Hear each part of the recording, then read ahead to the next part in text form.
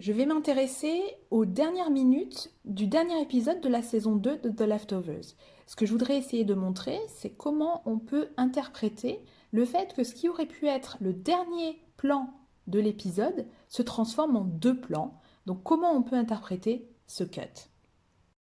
Pour comprendre un plan, il faut d'abord l'analyser dans son contexte. Donc, dans un premier temps, on va regarder ce qui le précède.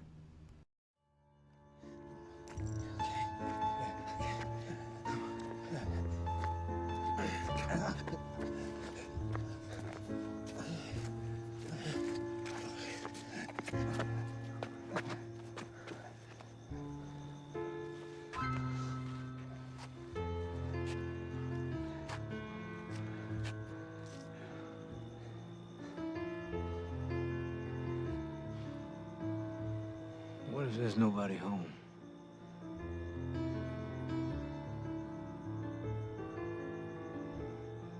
Then you come over to my house.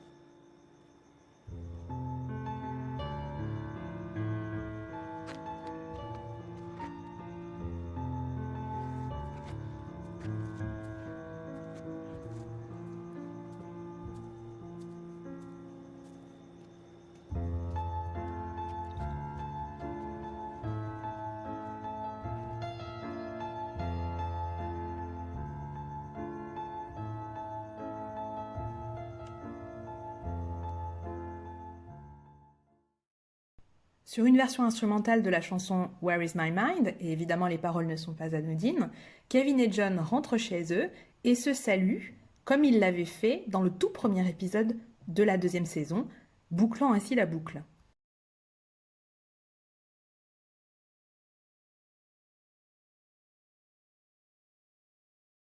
Les deux familles sont donc mises en miroir, mais la situation de John est très différente de celle de Kevin, comme vous allez le voir dans la suite de la séquence.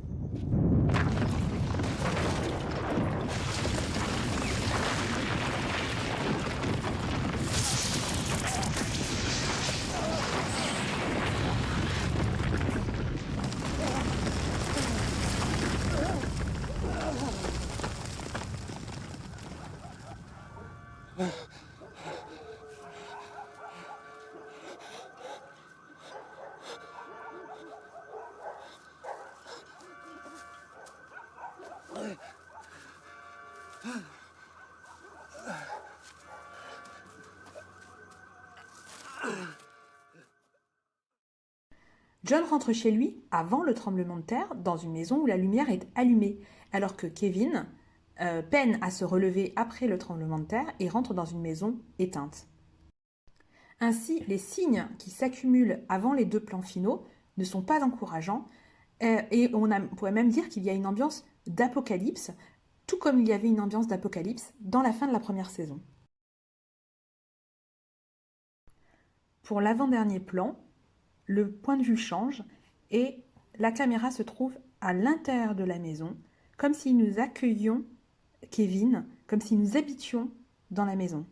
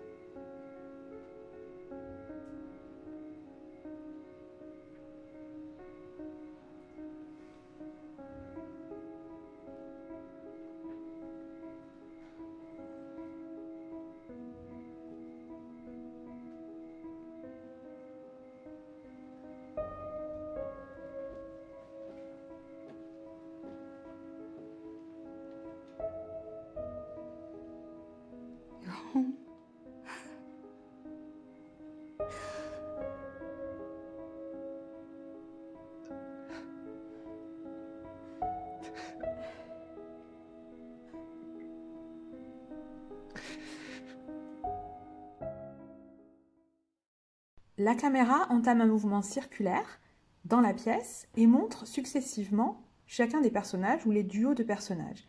Mais le plan aurait pu continuer pour achever le cercle et revenir à Kevin. Or, on a justement ce cut et un contre-champ. Pour moi, cet effet de mise en scène montre le désir apparent de Kevin de faire partie de la famille, d'avoir des liens, mais en même temps démontre son incapacité profonde à faire partie de cette famille. Même les autres personnages, qui sont pourtant dans la même pièce, sont séparés en fait par le mouvement de caméra qui les cadre chacun l'un après l'autre. Et de fait, tous ces personnages ont une histoire très compliquée dans leur relation entre les uns et les autres. Et certains sont là de manière tout à fait inattendue.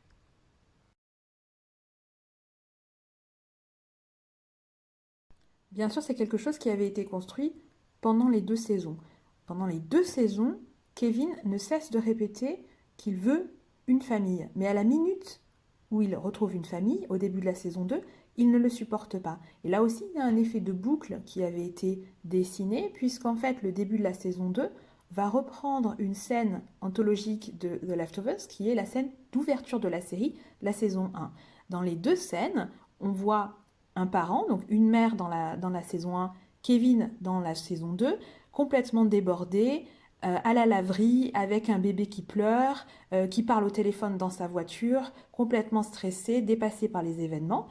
Mais dans la scène d'ouverture de la série, le bébé disparaît et c'est ça qui marque le début de la série. Or, le bébé de Kevin ne disparaît pas dans la scène de la saison 2. Au contraire, puisqu'en fait, toute cette scène mène au moment où Kevin va aller adopter Lily. Donc en fait, on voit bien que Kevin poursuit une même logique constamment dans la série, mais une logique qui le rend fou. Alors je pense que parmi les multiples questions que pose The Leftovers, il y a celle de l'aliénation.